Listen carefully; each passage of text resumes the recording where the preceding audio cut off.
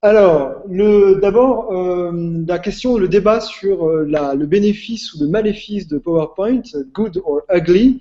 PowerPoint, ça évidemment, comme tout outil, ça dépend comment on l'utilise. On peut quand même voir déjà les fonctionnalités, pardon, les potentialités positives ou négatives de cet outil.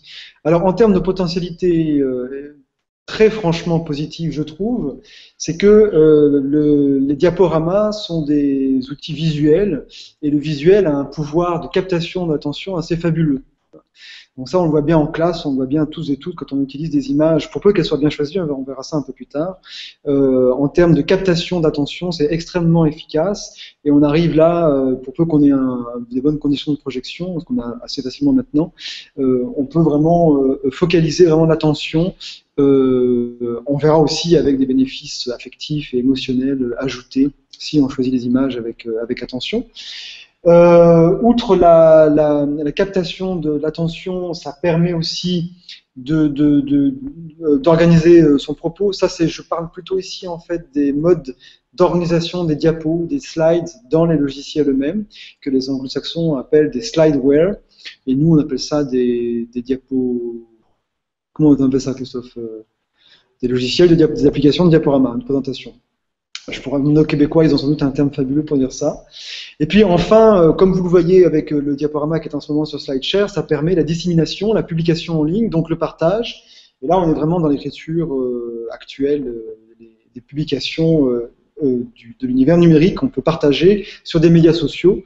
Et on peut, une fois que c'est partagé, évidemment, embarquer nos présentations dans d'autres pages et dans d'autres supports.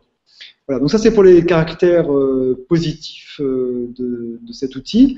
Évidemment, les points négatifs, ils sont aussi nombreux. D'abord, c'est pas forcément l'outil le plus adapté. C'est-à-dire qu'il ne faut pas avoir la religion ou le fétichisme de cet outil-là. Il est parfois pas du tout adapté et parfois il vaut mieux, d'ailleurs, il y a des présentations fabuleuses, évidemment, qui n'ont pas attendu PowerPoint pour être fabuleuses. Si vous allez sur Tel Talk, on parlera de ça un peu à la fin de la présentation sur les inspirations, il y a des présentations qui sont extrêmement captivantes, il y a 0 image, pas de PowerPoint. Et donc, c'est pas toujours l'outil le plus adapté à ce qu'on veut dire. Et puis, c'est un outil qui est souvent, quand on veut bien l'utiliser, qui peut être assez chronophage. Alors là, ça dépend évidemment de l'usage qu'on en fait. Je veux dire, si c'est un investissement pour un coup, un seul, passer des heures à faire des diapos léchés, c'est pas forcément un bon investissement. Par contre, si évidemment, ce sont des supports de communication et de présentation qu'on va réutiliser, là, ça peut valoir la peine.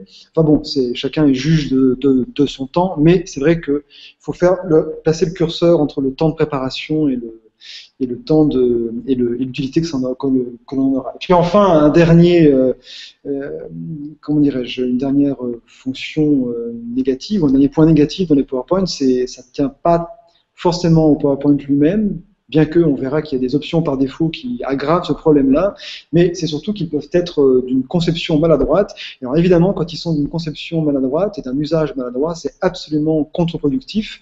Et bien loin de capter l'attention, ça la disperse, ça l'atténue, ça la tue. Et les anglo-saxons ont bien utilisé une expression explicite ici qui dit c'est le death by PowerPoint, la mort par le PowerPoint. Et ça, c'est une expérience que nous avons tous vécue un jour ou l'autre. Au mieux, l'assouplissement, au pire, un état proche du coma mortel. Il y a même pire, François, parce qu'aujourd'hui, on est dans un monde, quand on fait par exemple, quand on enchaîne des conférences ou des présentations, il n'y a pas que les cours, hein, on n'utilise pas les diaporamas uniquement en formation et en cours. Je pense typiquement aux conférences, quand on enchaîne 3-4 présentations dans la foulée en moins d'1 heure. Au bout de 2-3 slides, on sait si on va écouter ou pas la personne, on sait si on va prêter attention ou pas à son discours. Si les 2 premières slides, elles accrochent pas, c'est même pas moi qui le dis, c'est dans le livre Zen Présentation, c'est des statistiques. On va pas prêter attention. Ah bah voilà, merci François. On va pas prêter attention à la suite du discours. Donc la première accroche est super importante aussi. Donc ça, c'est des questions de rhétorique, hein, ce que les anciens rhéteurs appelaient la captation benevolentiae, la captation de l'attention, de la bienveillance de l'auditeur. Hein. Bon, ça évidemment, une conception maladroite des PowerPoint peuvent perdre, décrocher dès le départ, brouiller le propos et produire des pertes d'attention assez conséquente. Donc voilà, ça c'était pour mon premier point. Et donc, il faut faire attention. Donc, vous verrez sur ma présentation quelques copies d'écran que vous retrouverez ailleurs. Si vous cherchez dans Google Dev by PowerPoint, vous trouverez pas mal de diapositives assez savoureusement nulles. Et vous en voyez une ici, je pense qu'elle est réelle. Hein. En tout cas, je pense qu'on a certainement déjà vu ça. Une diapo là, totalement incompréhensible, surchargée, avec toutes les erreurs possibles et imaginables. Et en plus, le gars se tient devant. C'est la diapositive bleue, là, la 18 de mon diaporama. Et vous en trouverez d'autres. Hein. Donc la conception, les polices mal choisies, tout ça, on y reviendra.